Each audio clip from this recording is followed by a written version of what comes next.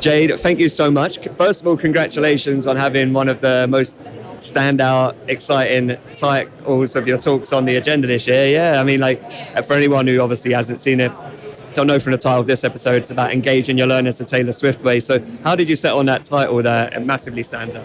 I mean, in terms of that particular subject, I mean, engagement just in general is always the kind of recurring topic that comes up in conversation, especially, you know, even like outside of like learning technologies, it always comes up in like customer conversation as well. So, but it just seems to be that we kind of tend to miss the mark a little bit when it comes to engaging our learners, and who better to, especially with the recent like Eras tour, I kind of thought, well, who better to kind of learn from really than Taylor Swift? Yeah.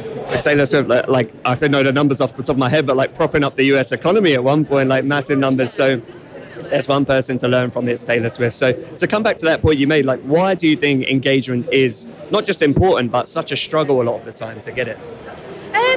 I mean, it can sort of vary really, because it's like not really one sort of size fits all really. I mean, everyone seems to say that, but it doesn't necessarily seem to be, okay, that's kind of recurring problem, because it depends on that particular company. Like it could be, I mean, the ones that sort of crop up quite often is content, obviously making sure it's relevant, personalised to that particular user.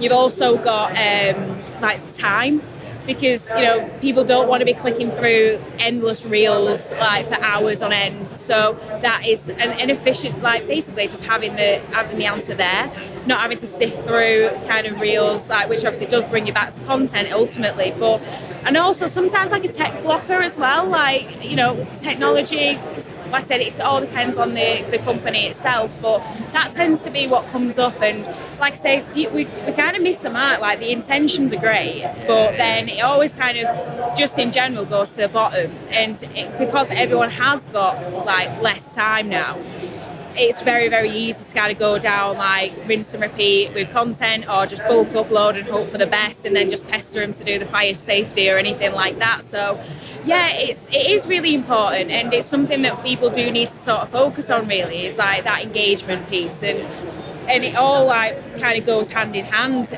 but unfortunately, yeah, there's no sort of silver bullet, gold bullet that kind of comes. I guess the common theme is friction, like you said. Like people don't have a lot of time, so if something's really hard to find or hard to digest, then it just adds friction. If the tech doesn't solve the problem, then it just adds friction, and that's how you disengage people for sure, isn't it? Oh yeah, you want to just kind of alleviate them like barriers, like straight from the offset, and make sure that everyone's kind of living and breathing it. If you're going to invest, if you want them to invest their time and invest that sort of precious time, you need to kind of invest it back in terms of like decent content, and also, yeah, to kind of like marry it up really, I suppose. Cool. So how does Taylor Swift do this so well, right? Her audiences are super engaged. I've seen like my friend is going to Taylor Swift in Stockholm because she couldn't get anything for the London show. So what can L&D learn from Taylor Swift about engaging their learners and their people? Yeah, I mean, there's a few key points we can kind of take away. I mean, she's been studied just from like brand marketing, strategic business decisions. Like you said, you know, she's held up the US economy at some point. I'm not going to go into politics or anything like that. But yeah, I mean, it's just kind of building like genuine narrative. She's great she knows what her audience wants.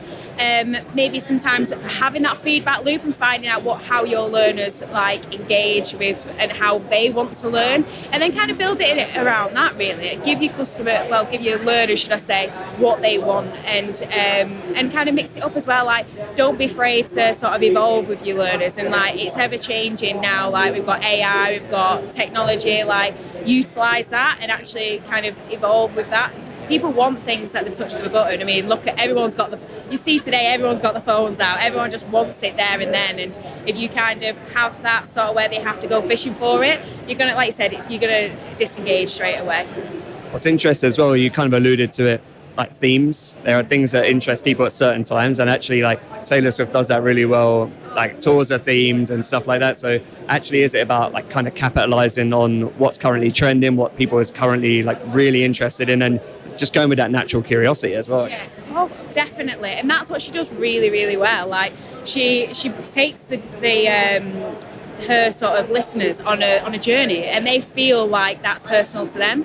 And that's kind of what we need to do, is just make sure that the content is personal to them, it's relevant, they can utilise it, and it's got that genuine narrative, that they can see that as being part of their everyday sort of roles, and improve it as well, get some value out of it.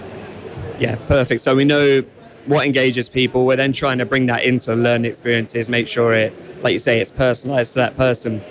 You're also going to talk about storytelling a bit later on as well, and I just wonder if you could tell me a bit about what L&D can do to tell better stories that then do drive more of that engagement. Yeah, definitely. So storytelling is a really powerful tool, which again, we kind of miss the mark on it, because it is that genuine, authentic narrative, and like building that sort of story and building that personal journey that, you know, people can sort of implement in their day-to-day roles and, you know, benefit from that. It's all about the upskilling and reskilling, but we don't necessarily, you know, like I said, it's a lot of the content is like rinsing and repeat, and we just need to kind of learn from that storytelling, like share success stories as well. Like one thing that we do miss is kind of like that social, kind of creating a community within the learning platform, and that's something that I think is really key, because then it kind of ignites, you know, like thought-provoking questions, discussion boards, and like I said, it just kind of builds success stories, and it inspires and empowers your learners as well.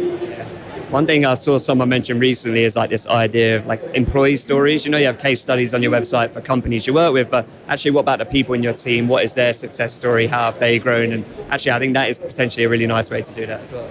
Oh yeah, 100%. Like success stories within the platform, and having that transparency that, you know, we mentioned like closing the skill gap, but imagine sort of a way where a learner can actually see what their manager has done to get to that point. So if they do want to progress, they can see that success story and see that journey as well. And I think that's just so important, especially like building them success stories, and that, and again, building that genuine narrative. It's genuine, it's authentic, and people that tend to connect better with that as well.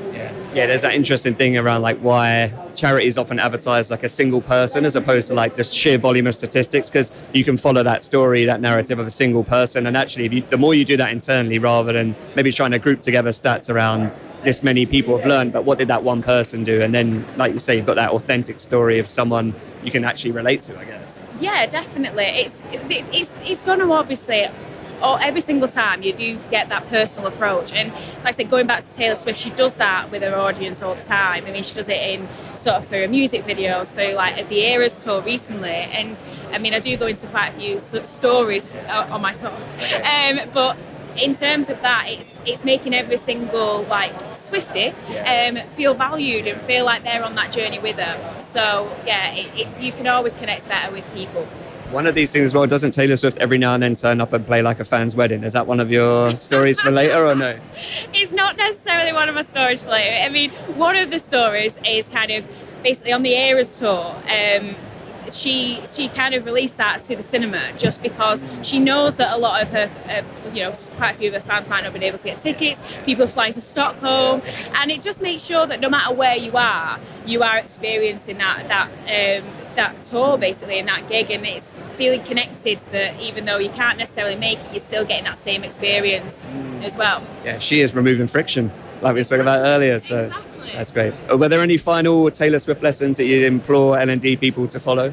I suppose overall, I'd just kind of say, like, without being too cheesy and kind of leaving your learners with a blank space. That's not the last pun, by the way, that I'm going to use today. But yeah, it's just kind of evolve with your learners. Like, don't be scared to sort of be innovative and like have that creativity when it comes to content, and you know, creating that genuine authenticity. Like, authenticity is key, and just listen, engage, and create basically. You can't fake authenticity. That's simple. Not. Cool.